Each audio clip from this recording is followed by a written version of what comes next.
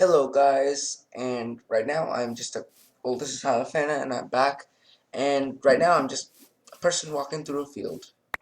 What? Okay, that is, um, preview of the traps one up, this one, trap today. So yeah, that is, a really cool trap I've found. Well, actually, it was my nephew who told me about this. He's a redstone genius, and, well, this didn't actual. I guess this one used redstone, but I modified this myself. But yeah, this is a really cool trap. But well, I'll just show you how to make it right now. Yeah. So with this thing, you'll see how the saplings come into play later. But you can use any sapling you want. Okay, any sapling. I've tested with all of them. Okay. So um, what you want to do is this is just for demonstration purposes only. You're gonna have, well, you can do it as big as you want, but it would be really a waste to do it in a huge space. That'd be really dumb. One, it's it's liable to be set off by mobs. Two, it's, well, you have to reset it every time you build it. And three, it's gonna be really hard to set it up with redstone, so it's a little bit easier, but it's just too much work if you want to do it that big. So this size has really seemed to work. So if you want, you could like set a lot of these up right by your house or anything you want like that, and then they can, well, just set them off. Well, especially for multiplayer, because single player, you can find better traps, but this one is very unexpected, especially if you're like in a um like a, well, desert or anything like that. But this also, I'm pretty sure this will work with gravel. I haven't tested it, but I guess we can test it right now. Let me just grab some gravel. Like I'm completely unprepared for that, but yeah, here we go. So I'll show you first with sand. So what you do is you get, well, how much dirt you want, and then you place a sapling on top of it, and then you place a piece of sand or gravel. I'll test gravel afterwards, and then you put a piece of string on top of it, and that's your whole trap. Very inexpensive. So those people who are kind of just starting out in your house, and just make a few of those, and you'll be well protected from mobs. Just be careful that you don't fall on it yourself. But what I would do is, if I would just make like a little hole underneath it, but I'll kind of show you the setup to do that later. Zero. There we go. Yeah, and then anyone walks on it. Oh, okay, sorry. Yeah, you have to break the dirt, okay, and the saplings, and then instantly, as soon as you walk on it, it falls down. So that, yeah, that is the same scenario over here. But let me first see. I think it works with gravel because they have the same properties. I can just do it on here, and yeah, you're gonna want to have like a hole underneath it. I mean, I don't saying no. Okay, gravel. Okay, so far so good. This might be like really good if you like or have a town or something on multiplayer.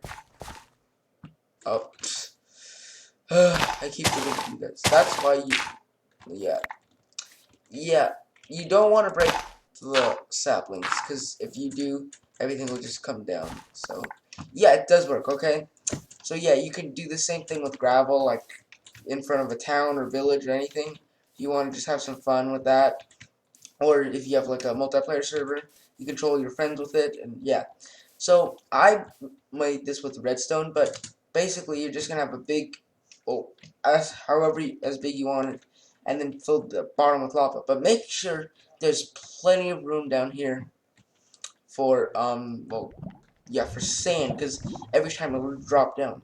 The other option you could have instead of lava is you could have a huge drop, just a huge drop, and then you could have, what you could do is have a torch right there, so that, well, you would go down and die, but then the sand would go in there and it would, well, it would just break, and then you could have it go into like hoppers or dispense and make it go all the way up. Well, you could have it go into like a chest way over here or something, and then you could just go down, make a few trips and go down there and get some spoils, so that way everything wouldn't like die and you wouldn't lose all the supplies and everything. But here's that piece of string.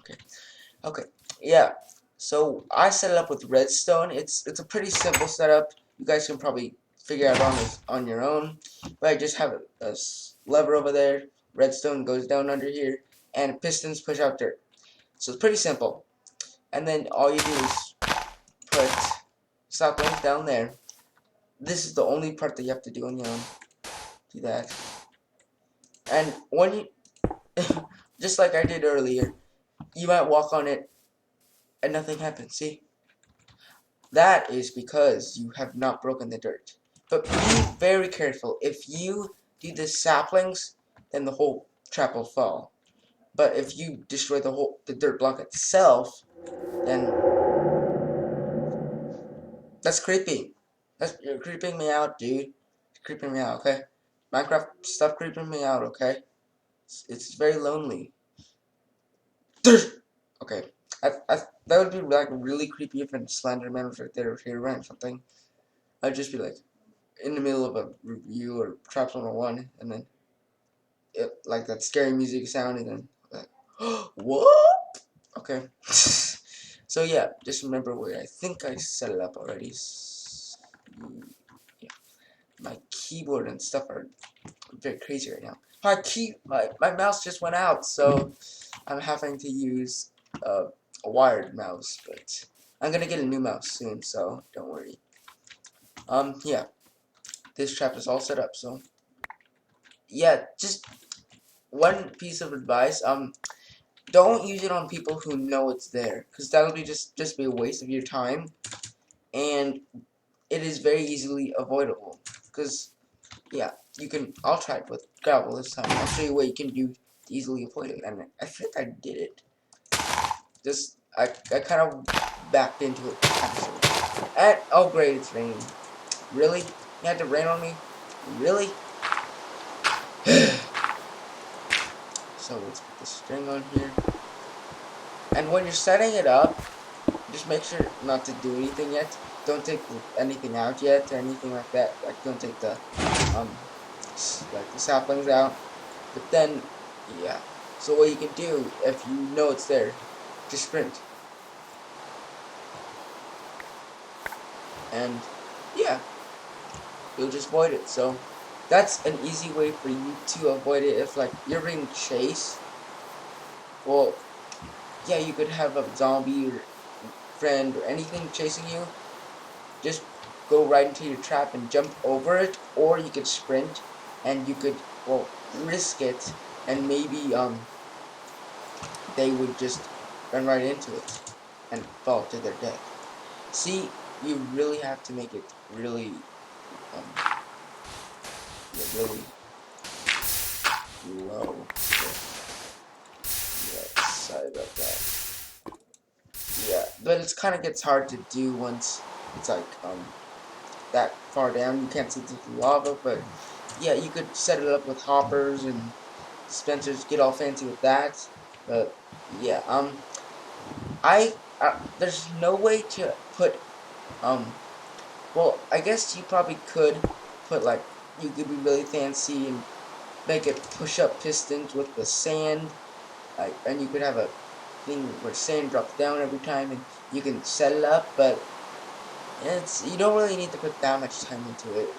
It's a really simple trap, and just I don't want to steal the credit from my nephew because he was the one who found it. So yeah, all the credit goes to him, but I'm just reviewing it. So yeah, thank you guys for watching this Traps 101. I hope this helps you out with your